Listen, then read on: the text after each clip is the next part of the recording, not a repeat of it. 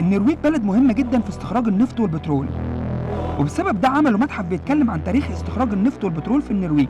ما ينفعش في حاجة زي كده وما أقفش كده عندها وأعمل ستوب.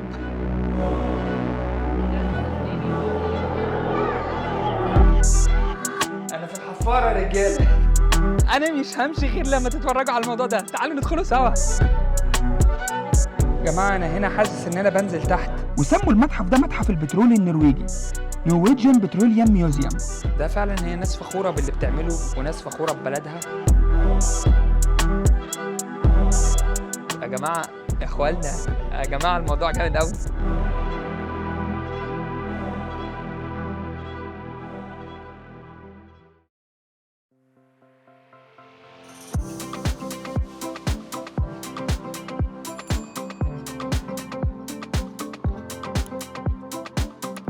النهارده فلوج جديد ويوم جديد في النرويج، احلى مدن النرويج تحديدا ستافنجارت معروفه جدا باستخراج البترول في العالم، فعاملين لها هنا متحف. في المتحف ده عاملين له بقى ايه قصص، فقلت يعني ما ينفعش تبقى في حاجه زي كده وما اقفش كده عندها واعمل ستوب وانزل اصورها لكم. نبص على الحدوته دي.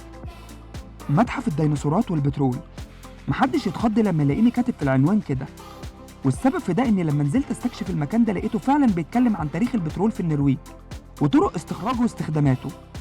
وكان جزء كبير من المتحف ده مخصص لتماثيل الديناصورات بجميع اشكالها واحجامها. ايه السبب في كده؟ يلا بينا نتفرج على الفيديو وهتشوفوا الموضوع كله من A to Z. ده بره المتحف، يعني انتوا تعملوا متحف لأجهزة البترول ومعدات البترول اللي بتستخرجوها، ده موضوع بالأمانة أنا شايفه عجيب وغريب.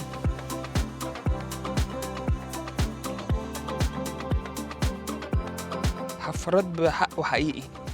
علم النرويج اهو فوق بيرفرف. بصوا حتى معدات كلها زيوت وبتاع، الموضوع غريب وجامد. ودي هنا اريا كده عاملينها للاطفال، اريا الاطفال يلعبوا فيها يعني. انا كده خلصت تصوير بره، احنا ندخل جوه ونستكشف الموضوع جوه. يلا بينا.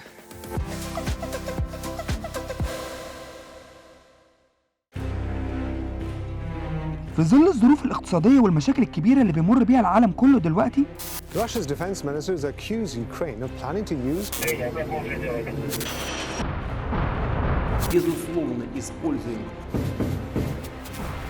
وده بسبب الحرب من روسيا وأوكرانيا والنتائج المترتبة عليها من غلو أسعار كل المنتجات. The European Union embargo on Russian oil exports by sea is coming into force. بسبب زيادة ارتفاع أسعار النفط والغاز، فبصراحة كان لازم أخد خطوة وأظهر للناس بلد محدش بيتكلم عنها في استخراج النفط والبترول، وهي بلد ناجحة جدا في المجال ده، وهي عشان ما أطولش عليكم النرويج.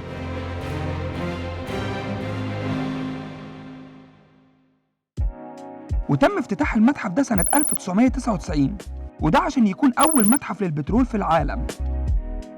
لما تصمم المتحف ده كان الغرض منه إن شكله من بره أو الشكل الخارجي ليه يكون شبه منصات استخراج البترول، وبالفعل نجحوا في إنهم يعملوه في عرض البحر، وبكده فعلا نجحوا في إنهم يبهروا كل واحد يزور المتحف ده. أنا هنا دلوقتي بدفع 150 كورونا. المفروض ان انا دلوقتي داخل السينما، قالوا لي في سينما تبع التذكره، ضلمه كحل جوه، بس انا هحاول اصور لكم اي حاجه.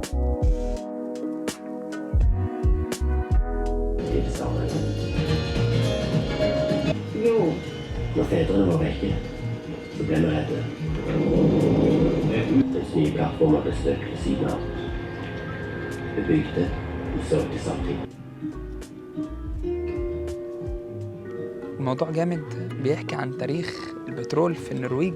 انا استمتعت، والموضوع بره بقى لما نخرج جامد قوي.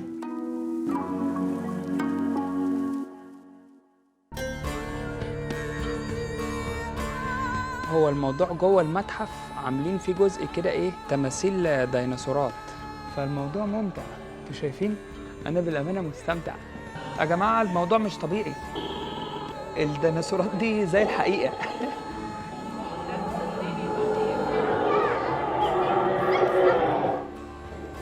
أنا بصراحة متكيف، يعني أنا بصراحة متكيف. انا كده تقريبا خلصت المنطقه بتاعه الديناصورات دي، والمفروض ان انا بقى دلوقتي هتمشى في المنطقه بتاعه استخراج الاويل والبترول والبنزين والكلام ده. اللي ورايا ده مش عارف دي يعني دي كانوا بينزلوها بقى في البحر مثلا وهي تستخرج بقى بترول ولا جاز ولا بنزين ولا ايه. احنا تعالوا ندخل كده ونستكشف الموضوع. دي تقريبا حفاره. انا داخل، انا في الحفاره يا رجاله. هجيب الزيت انا بقى. انا باخد لكم لفه جوه، معرفش انتوا شايفين ولا لا لان الموضوع ضيق قوي. بصوا دي معدات اهي والاجهزه دي. اول ايه حفاره او اول بتاعه بتنزل تحت. هي طبعا على فكره فيها زيت وبتاع كانها فعلا يعني كانوا بيستخدموها. حتى هنا مكتوب ايه اللي احنا اتعلمناه what do we learn. تعالوا ندخل كده نبص. الصندوق ده هم زي فاتحينه كده اهو، وعاملين جواه كده فيلم وثائقي صغير بيحكي التاريخ من 1973 لحد 2016. الصندوق التاني safest in the world، عامل لك برضو فيلم صغير وعامل لك ايه بدلة الانقاذ دي ولا بدلة الغرق ولا بدلة العوم. دي ماكيتات يا اخوالنا للسفن اللي كانوا بيستخدموها في الموضوع. وهنا هتشوفوا مجسمات صغيرة وعبارات نقل النفط القديمة والحديثة، وعشرات الآلات اللي استخدمتها النرويج في استخراج النفط. وهتلاقوا طبعا آلات كتير كانوا بيستخدموها لفصل الغاز عن البترول. الموضوع طويل بس أنا مكمل. أنا هنا طلعت دور تاني كده، جايب لكم بقى أجزاء كبيرة من الحفارات اللي كانوا بيستخدموها. يعني تعالوا كده إيه نستكشف سوا. صور ناس حقيقية بالأبيض والأسود وهم شغالين. هنا يا جماعة دي زي حاجة زي غرفة تحكم كده.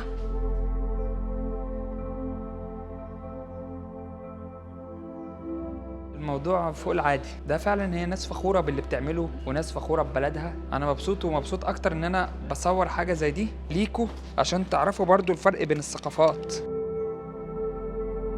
بصوا هنا بقى أنا طالع لمنظر طبيعي صباح الواو. أنا شايف النرويج كلها رجالة. أنا شايف النرويج كلها.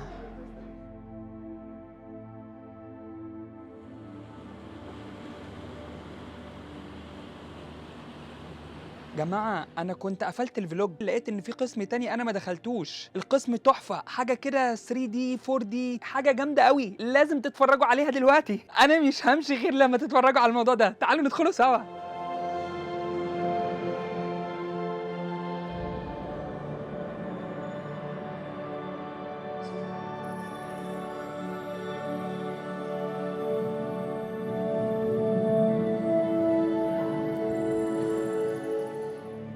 أنا معرفش يا جماعة، أنا في أوضة بس المؤثرات الصوتية مع النجوم مع اللي عاملينه ده، انتوا هتحسوا إن إحنا دخلنا في كوكب تاني.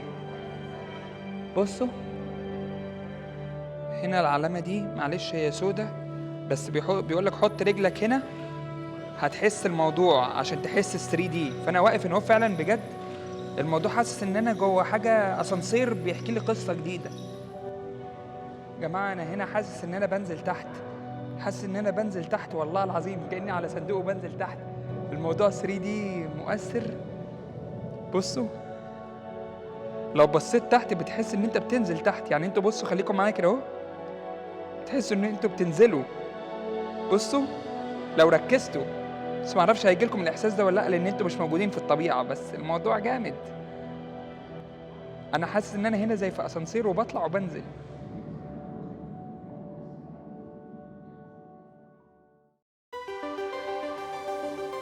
تقريبا انا خلصت المتحف على كده. انا بتعب بسافر اخر الدنيا عشان اصور لكم حاجات جامده. دعموني بلايك، سبسكرايب، كومنت، بدعوه لله وليكم. كالمعتاد بفكركم التارجت بتاعنا مليون مشترك، مليون سبسكرايبرز في خلال سنه. ده مش هيحصل غير معاكم وبيكم. اكتبوا لي في التعليقات لو عايزين اي حاجه هرد عليكم بما يرضي الله. وافتكروا برضو ان انا لسه عند وعد ان احنا اول لما نكون مليون مشترك هعلمكم ازاي تبداوا بيزنس اونلاين، تعملوا فلوس كتير جدا، تلفوا بيها العالم زي ما انا بلف. بيزنس اونلاين حقيقي من غير كذب، من غير اي لف ولا دوران، ونهاركم زي الفل انتوا اخواتي وانا بحبكم في الله. السلام عليكم.